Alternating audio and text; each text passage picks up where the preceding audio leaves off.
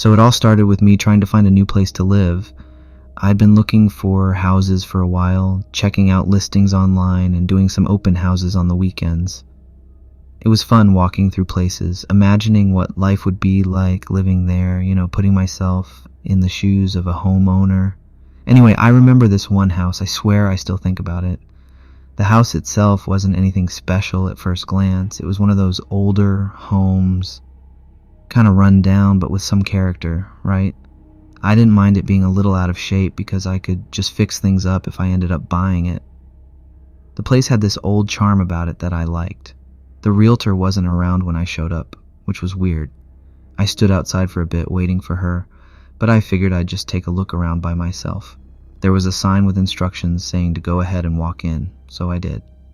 The house had this weird feeling, though, almost like it was alive. I can't really explain it, but from the moment I walked through the door, it was like the place had its own presence. The air felt thick, heavy, like there was something watching me. At first, I just thought it was because the house had been closed up for a while, and maybe the air was just stale. But looking back now, I know better. I wandered through the rooms, checking them out one by one, but then something strange happened. As I walked into one of the bedrooms, I froze in my tracks because there, standing at the window, was this woman. She wasn't just some normal woman, no, she was different. She was pale, like unnaturally pale, and she had this long black hair that just sort of fell over her face. Her clothes looked old, and she was wearing the traditional dress of my culture. I thought it was weird that she was wearing such clothing at this time of the year. I said hi to her, but she didn't say anything. She was just standing there looking out the window. My first thought was that she was the owner of the house, or maybe another buyer, but when I blinked, she was gone. Like, just gone. No sound, no movement, nothing. One second she was there, the next second she wasn't. I remember standing there for a long minute, trying to figure out if I'd actually seen her. My mind was racing and I couldn't think straight. I tried to brush it off, thinking maybe it was a trick of the light or something, but deep down, I knew that wasn't it. Something was off.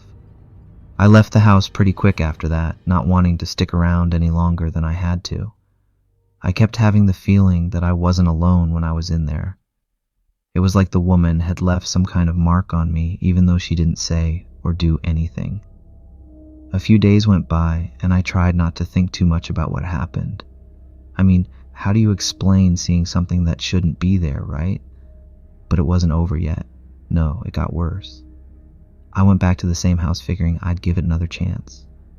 Maybe I'd been imagining things, or maybe I was just in a weird mood that day, so I went back. This time the realtor was there. She greeted me at the door, all smiles, and acted like nothing was weird about the house at all. I didn't bring up what I saw, obviously. I didn't want her thinking I was crazy. As I walked through the house again, everything seemed normal at first. There was no sign of the woman I saw before. And I started to think maybe I was just overreacting. But then, when I stepped into the same bedroom, something even more unsettling happened. I was standing there looking around when I noticed something slithering across the floor. At first I thought it was just my eyes playing tricks on me. But then I saw it more clearly. A snake. Not just any snake, though. This thing was huge, like bigger than any snake I'd ever seen, and it wasn't normal. Its body was dark, almost black, with this strange glowing quality to it, like it wasn't fully there. But here's the thing. It didn't move like a normal snake. It didn't slither or slide. It just kind of glided across the floor, like it was floating. I couldn't believe what I was seeing. My heart started pounding, and I took a step back, but it didn't seem to notice me. It just kept moving slowly, almost lazily across the room. And then, just like the woman, it was gone, vanished into thin air. I don't know why, but seeing the snake was somehow worse than seeing the woman. Maybe it was because snakes freak me out, or maybe it was because I knew deep down that these things weren't normal. They weren't just hallucinations. They were real, at least in some way. I didn't stick around after that. I thanked the realtor, made some excuse about needing to think it over, and got out of there as fast as I could. But I couldn't get rid of the feeling that something was following me, like the snake had left the house with me. That night, I went to bed with everything still on my mind. I couldn't stop thinking about the woman, the snake, and the house. It was like they were burned into my brain, and no matter how hard I tried, I couldn't forget about them. I must have fallen asleep at some point, but it wasn't a peaceful sleep. I had this horrible dream. No, not just a dream. It felt real, like I was actually there, living through it. In the dream, I was back in the house, standing in that same bedroom. The woman was there again, but this time she wasn't standing at the window. No, this time she was right above me, leaning over the bed like she was watching me sleep. Her face was inches from mine, and I could see every detail, the pale skin, the hollow eyes, the long dark hair hanging around her face. But that wasn't the worst part. The worst part was her mouth. She was so close to me that I could feel her breath on my skin, and then I saw it. Saliva, thick, dripping saliva was coming from her mouth, slowly falling under my face. It was cold, slimy, and it smelled like something rotting. I tried to move, tried to scream, but I couldn't. My body wouldn't respond. It was like I was paralyzed, trapped under her. And then, just when I thought it couldn't get any worse, I saw it. The snake. It was there too, coiled around the bed, its body shimmering in the darkness, and its head was raised, looking down at me with those same dark, empty eyes.